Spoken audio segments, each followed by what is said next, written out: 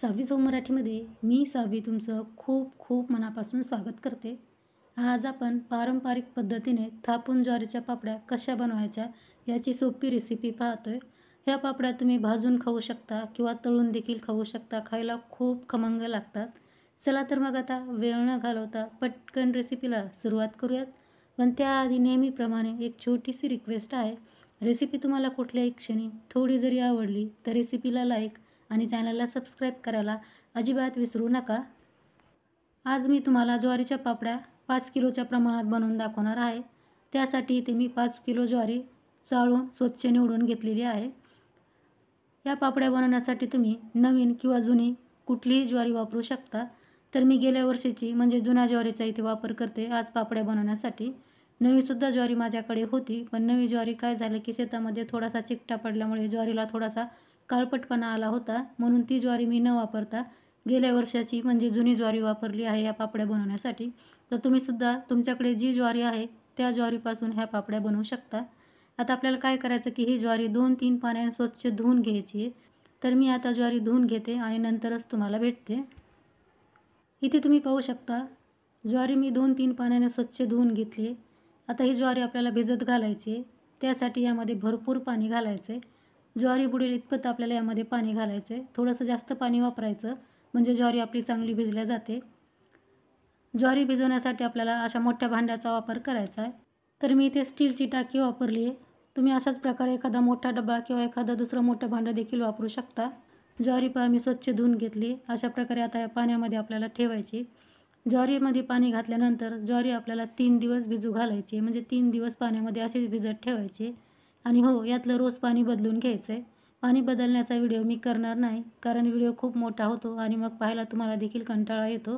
तर आता आपण झाकण लावून ही ज्वारी 3 दिवस अशीच भिजण्यासाठी साईडला ठेवून देऊयात. तर आज ज्वारी भिजत घातल्याचा 3रा दिवस आहे आणि 3ऱ्या दिवशी आपल्याला ही ज्वारी या पाण्यातून उपसून घ्यायची म्हणजेच बाहेर काढायची. यातलं काल मी पाणी बदलून घेतलं होतं आणि आज आपल्याला ही ज्वारी या पाण्याच्या बाहेर काढायची आहे. तर तुम्ही पाहू शकता ज्वारी आपली अगदी छान भिजलेली आहे. मस्त साईजमध्ये डबल झाली आहे. ज्वारी अशी छान भिजली की पापड्या देखील आपल्या मस्त येतात. ज्वारी अशी नखाने दाबल्यानंतर लगेच तुटायला लागली तेव्हा समजायचं आपली ज्वारी परफेक्ट भिजली. सध्या हीट खूप जास्त आहे म्हणून ज्वारी भिजण्यासाठी आपल्याला खूप जास्त वेळ लागत नाही. 3ऱ्या दिवशी आपल्याला ज्वारी बाहेर काढायची. मी शनिवारी ही ज्वारी भिजत घातली. शनिवार, रविवार आणि आज सोमवार आहे. तर सोमवारी आपल्याला ही ज्वारी उपसून घ्यायची आहे. तर आता ही ज्वारी मी 2 पाण्याने स्वच्छ धुवून घेते आणि नंतरच तुम्हाला भेटते.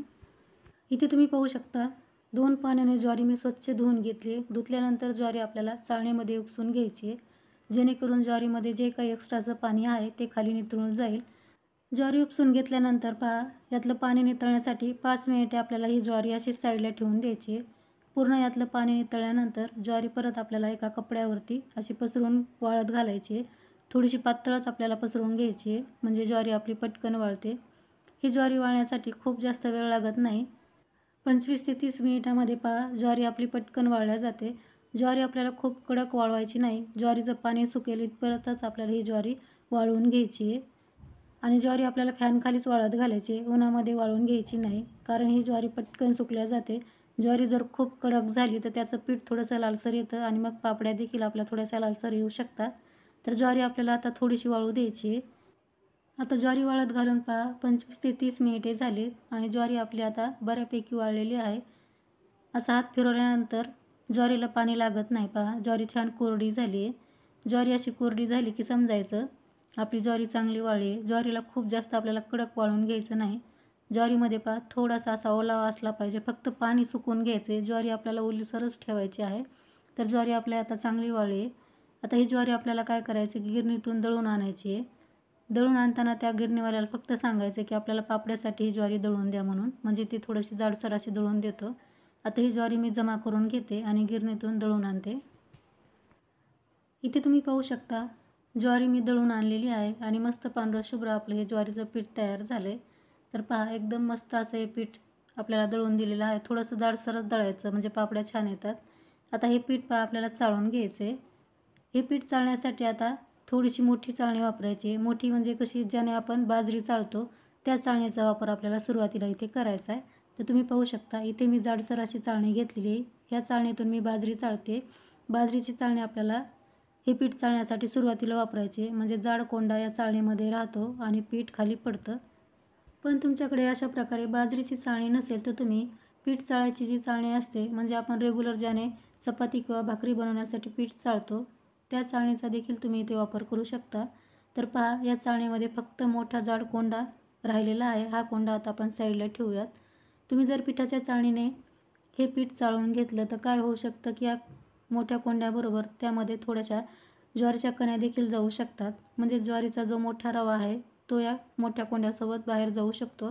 तसं होऊ नये म्हणून मी इथे बाजरीची चाळणी वापरली आहे हे पीठ चाळण्यासाठी. आपल्याला सुरुवातीला एकदा या चाळणीने पीठ चाळून घ्यायचं आहे आणि नंतर छोट्या चाळणीने पीठ चाळायचं आहे.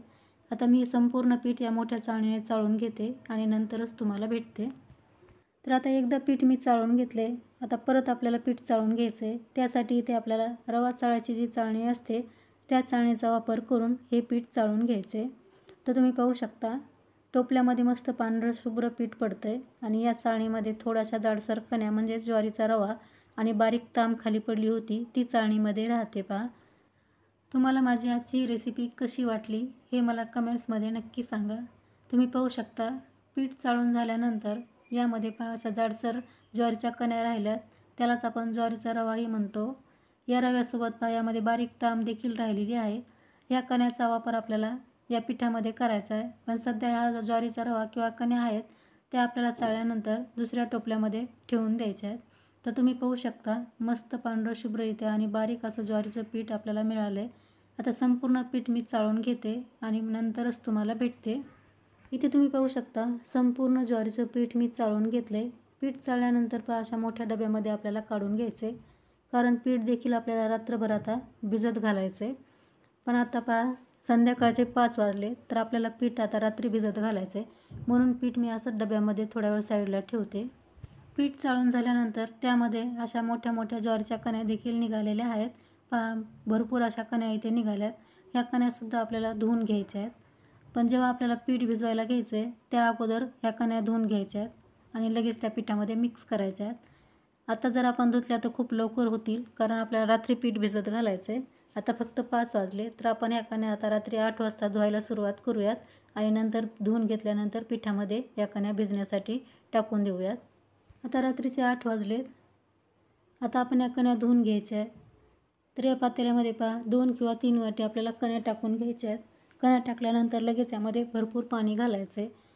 पाणी घातल्यानंतर हाताने स्वच्छ चोळून आपल्याला कण्या धुवून घ्यायच्या आहेत. म्हणजे काय होतं की यामधली जी तांब आहे ती वेगळी होते. अशा प्रकारे आपल्याला याला हलवून स्वच्छ धुवून घ्यायचे. तर मी आज घरामध्ये एकटीच आहे म्हणून थोड्या थोड्या करून या कण्या धुवून घेणार आहे. तुमच्याकडे जर तुम्ही दोघी असाल तर एकदम कण्या धुवून घेतल्या तरीसुद्धा चालतील, म्हणजे एक जण चाळणी पकडेल आणि दुसरी पाणी ओतून घेईल. आता परत आपल्याला एक पातेलं घ्यायचं आहे आणि वरतून अशी चाळणी पकडायची आहे आणि एका हाताने आपल्याला कण्यातलं पाणी ओतायचं आहे. तर चाळणीमध्ये पहा कण्यासोबत जो बारीक कोंडा राहिला होता तो कोंडा चाळणीमध्ये पडतो या पाण्यासोबत आणि कण्या आपल्या पांढऱ्या शुभ्र अशा या पातेल्यामध्ये राहतात. परत एक वेळेस आपल्याला या पातेल्यामध्ये पाणी टाकायचं आहे आणि परत हे पाणी या चाळणीतून ओतून घ्यायचं आहे.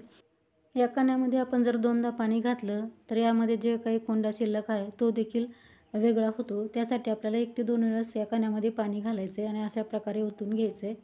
तुम्ही पाहू शकता भरपूर अशी तांब यामध्ये राहिलेली आहे चाळणीमध्ये आणि मस्त पांढऱ्या शुभ्र आपल्या कण्या धुवून झालेल्या आहेत. आता हा कोंडा आपल्याला फेकून द्यायचा आहे, याचा अजिबात वापर करायचा नाही. आता हा कोंडा मी फेकून देते आणि अशाच प्रकारे आपल्याला सर्व कण्या धुवून घ्यायच्या आहेत. या पातेल्यामधले जे पाणी आहे ते आपल्याला फेकून द्यायचं नाही. याच पाण्याचा वापर आपल्याला पीठ भिजवण्यासाठी करायचा आहे. तर आता संपूर्ण कण्या मी धुवून घेते. तर इथे तुम्ही पाहू शकता संपूर्ण ज्वारीच्या कण्या मी स्वच्छ धुवून घेतल्यात आणि मस्त पांढऱ्या शुभ्र आपल्याला इथे कण्या मिळालेल्या आहेत. आता या कण्या आपल्याला पिठामध्ये मिक्स करून घ्यायच्या आहेत. तर इथे मी अगोदरच डब्यामध्ये पीठ काढून घेतलं होतं. आता यामध्ये आपण अशा कण्या टाकून घ्यायच्या आहेत. कण्या टाकल्यानंतर थोडंसं पाणी मी या पातेल्यामध्ये घेणार आहे, जेणेकरून पातेल्याला राहिलेल्या कण्या आपण या डब्यामध्ये टाकू शकू. आपण जे कण्यातलं पाणी ओतलं होतं तेच पाणी इथे वापरायचं आहे आणि आता या पिठाला आपल्याला मिक्स करून घ्यायचं आहे. एकदम सुरुवातीला जास्त पाणी घालायचं नाही, नाहीतर पिठाच्या गाठी होतील आणि मग पीठ मिक्स करायला खूप जास्त वेळ लागेल. त्यासाठी सुरुवातीला थोडंसं पाणी घालायचं, पीठ चांगलं मिक्स करायचं आणि नंतर आपण यामध्ये एक्स्ट्राचं पाणी घालू शकतो. पिठामध्ये या ज्वारीच्या कण्या मिक्स केल्यानंतर पीठ आपलं चांगलं फुलतं आणि पापड्यासुद्धा भाजल्यानंतर छान फुलतात आणि तळल्यानंतरसुद्धा खूप छान फुलतात. आपण जर फक्त पिठाच्याच पापड्या बनवल्या तर ज्वारीच्या पापड्या म्हणाव्या तशा फुलत नाहीत आणि खातानासुद्धा कडक लागतात. त्यासाठी ज्वारीच्या पिठामध्ये कण्या निघणं खूप गरजेचं आहे. म्हणूनच मी अगोदर सांगितलं होतं की पीठ दळून आणताना त्यांना सांगायचं की आम्हाला पापड्या बनवायच्यात, म्हणजे ते थोडंसं जाडसर पीठ दळून देतात. तर तुम्ही पाहू शकता पीठ मी अगदी छान मिक्स करून घेतले. यामध्ये एकही गोळा झालेला नाही किंवा गाठ झालेली नाही. अगदी व्यवस्थित आपल्याला पीठ असं मिक्स करून घ्यायचं आहे. आता आपण शिल्लक राहिलेलं पाणी या पिठामध्ये टाकून घेऊयात. या स्टेजला तुम्ही हवं तेवढं पाणी पिठामध्ये ॲड करू शकता, कारण हे पीठ आपल्याला आता रात्रभर भिजण्यासाठी असंच साईडला ठेवून द्यायचं आहे. आणि पीठ भिजलं की सकाळी वरती पाणी येतं, ते पाणी आपण ओतून काढू शकतो. तर संपूर्ण पाणी यामध्ये घातलेलं आहे. आता आपल्याला झाकण लावून हा डबा असाच रात्रभर साईडला ठेवून द्यायचा आहे. आता मी झाकण लावते. आता भेटूया आपण सकाळी. आता दुसऱ्या दिवशी पहाटचे 5 वाजलेले आहेत. आता मी तुम्हाला डबा उघडून दाखवते. तर तुम्ही पाहू शकता ज्वारीचं पीठ खाली चांगलं सेट झालं आहे आणि वरती असं पाणी आलेलं आहे. हे पाणी आता आपल्याला ओतून काढायचं आहे. पण बऱ्याचदा काय होतं की गरमी असेल तेव्हा पीठ जास्त आंबतं आणि आंबल्यामुळे ओतू येतं, म्हणजेच पाणी त्यामध्ये मिक्स होतं. मग आपल्याला पाणी त्यातलं ओतून काढता येत नाही. तर तुम्ही काय करायचं, पीठ आपल्याला भिजण्यासाठी हवेशीर ठिकाणी ठेवून द्यायचं आहे किंवा तुम्ही कूलरच्या समोरसुद्धा हा डबा ठेवू शकता, म्हणजे पीठ ओतू येणार नाही आंबल्यामुळे. आता आपण यातलं पाणी ओतून काढूयात. एका पातेल्यामध्ये आपल्याला हे पाणी ओतून काढायचं आहे. आणि दुसरीकडे आम्ही चुलीवरती हे पीठ शिजवण्यासाठी आधण देखील ठेवलेलं आहे, म्हणजेच पाणी गरम करायला ठेवलं आहे. आता आपण यातलं पाणी ओतून काढायचं आहे. तोपर्यंत ओतत राहायचं आहे जोपर्यंत ज्वारीचं पीठ पडत नाही. पीठ पडायला लागलं की लगेच थांबायचं. तर तुम्ही पाहू शकता ज्वारीचं पीठ आता समोर येताना आपल्याला दिसतंय, म्हणजे पीठ पडायला लागले तेव्हा आता थांबायचं आहे. पूर्ण पाणी मी यातलं ओतून घेतलं आहे. पीठ पडायला लागलं की थांबायचं आहे. तुम्ही पाहू शकता अगदी पातेलभर पाणी यातलं मी बाजूला काढलं आहे. आता हे पीठ मस्त पांढरं शुभ्र झालेलं आहे. आपल्याला हे पीठ शिजवून घेण्या अगोदर याला चांगलं मिक्स करून घ्यायचं आहे. जर यामध्ये काही गाठी झाल्या असतील, सेट झाल्यामुळे थोडंसं फिट्ट होतं, त्याला आपल्याला फोडून घ्यायचं आहे. आता सकाळचे 5:45 वाजलेत आणि तुम्ही पाहू शकता तरीसुद्धा इथे खूप जास्त अंधार आहे. मी तुम्हाला पूर्ण दाखवण्याचा प्रयत्न करते, पण अंधार असल्यामुळे तुम्हाला व्यवस्थित दिसणार नाही हे देखील मला माहिती आहे, पण मी तुम्हाला सांगण्याचा प्रयत्न करते. इथे आम्ही 1 हांडा आणि वरती 1-2 जग पाणी ठेवलं होतं. आपल्याला पीठ शिजवण्यासाठी लागेल तसंच पाणी टाकायचं, यामध्ये एकदम पाणी ठेवायचं नाही. आम्ही 5 वाजता पाणी गरम करायला ठेवलं होतं. आता पहाटचे 5:45 झालेत आणि पाण्याला मस्त उकळी आलेली आहे. उकळी आल्यानंतर यातलं काही पाणी आम्ही काढून घेतलं आहे. आता पाहू शकता तुम्ही यामध्ये आम्ही चवीपुरतं मीठ देखील घालून घेतो आहे. कुठल्याही वाळवण्याच्या पदार्थामध्ये मीठ थोडंसं कमी घालायचं, नाहीतर वाळल्यानंतर पदार्थ थोडासा खारट होण्याची शक्यता असते. त्यासाठी मीठ थोडं बेतानंच घालायचं. आता लगेच आपण पीठ हाटून घ्यायचं आहे. तर चाटूच्या साहाय्याने आपल्याला हे पीठ हाटून घ्यायचं आहे. एका माणसाने पीठ सोडायचं आणि दुसऱ्याने हाटून घ्यायचं, म्हणजे या पिठाच्या गाठी होत नाहीत. तुम्ही पाहू शकता असं हळूहळू करत आपल्याला यामध्ये पीठ सोडायचं आहे आणि चाटून ते हलवत राहायचं आहे. अगदी गोल हलवायचं आहे जोपर्यंत पीठ आपलं टाकून होत नाही तोपर्यंत. मी कुठेही व्हिडिओ स्किप केला नाही. तुम्हाला पीठ टाकेपर्यंत हा व्हिडिओ मी असाच दाखवणार आहे, म्हणजे तुमच्या लक्षात येईल की पीठ कसं हाटायचं या पापड्यासाठी. गव्हाच्या पिठापेक्षा ज्वारीचं पीठ हाटायला सोपं जातं, कारण याच्या गाठी होत नाहीत. आपल्याला सारखं हलवायचं आहे आणि हाटतानाही आपण याला थोडंसं सैलसर हाटतो, म्हणजे हाटायलाही जास्त त्रास होत नाही.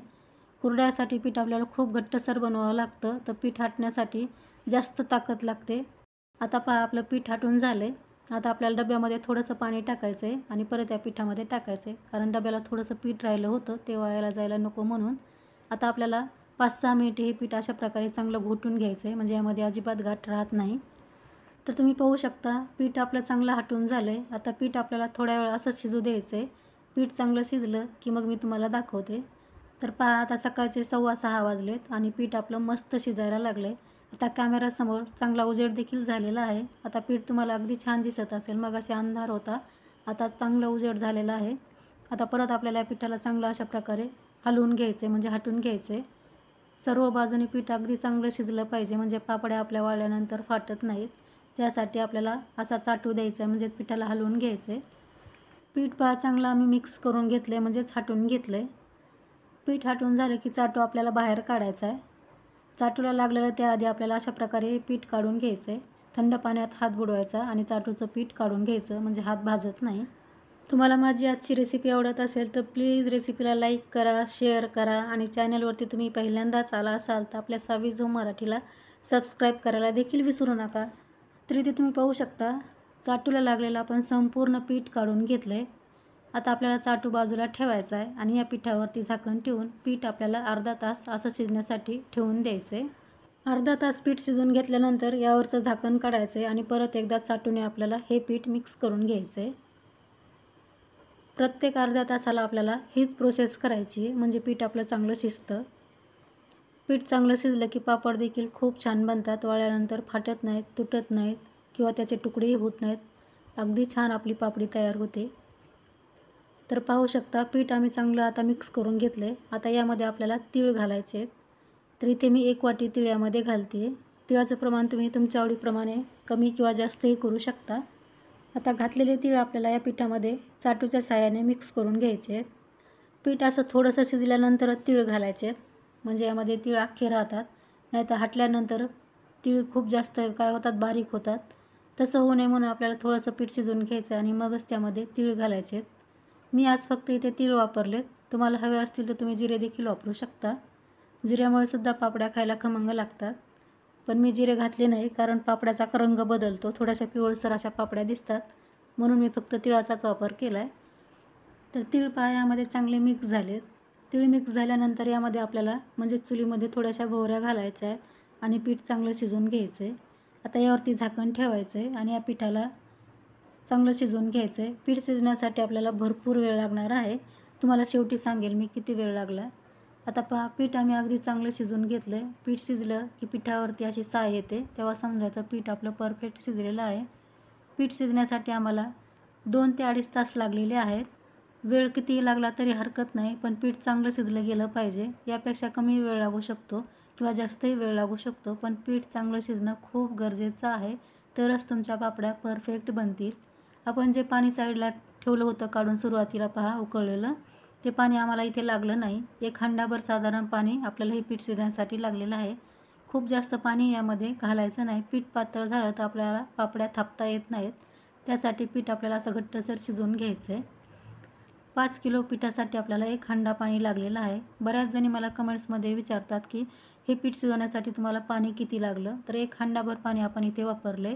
कमी जास्त पाणी लागू शकतं. पीठ किती तुमचं जाड आहे किंवा बारीक आहे त्यावरती डिपेंड राहील पाण्याचं प्रमाण. आता पीठ आपलं परफेक्ट शिजवून झालं आहे. आता आपण पापड्या बनवायला सुरुवात करणार आहोत. त्याआधी आपल्याला दुसऱ्या छोट्या पातेल्यामध्ये असं पीठ काढून घ्यायचं आहे आणि ह्या मोठ्या पातेल्यावरती परत झाकण ठेवायचं आहे, म्हणजे पीठ आपलं थंड होत नाही. कारण पीठ जसं जसं थंड होतं तसं तसं ते घट्टसर व्हायला लागतं. सुरुवातीला तुम्हाला थोडंसं हे पीठ पातळ वाटेल, पण जसं जसं याला हवा लागेल तसं तसं हे पीठ थंड व्हायला लागतं आणि घट्टसर होतं. आता आम्ही पीठ थोडंसं पातेल्यामध्ये काढून घेतले. आता यावरती झाकण ठेवायचं आहे आणि लगेच आता आपण पापड्या बनवायला घेऊयात किंवा पापड्या थापायला घेऊयात.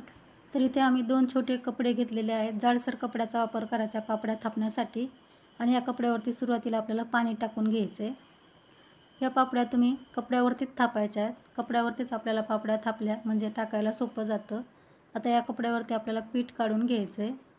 1 चमचा किंवा 2 चमचे तुम्ही पीठ घेऊ शकता. जितका मोठा कपडा आहे तितकं पीठ तुम्ही इथे वापरू शकता. अशा प्रकारे आपण आता कपड्यावरती पीठ टाकून घेतलं आहे.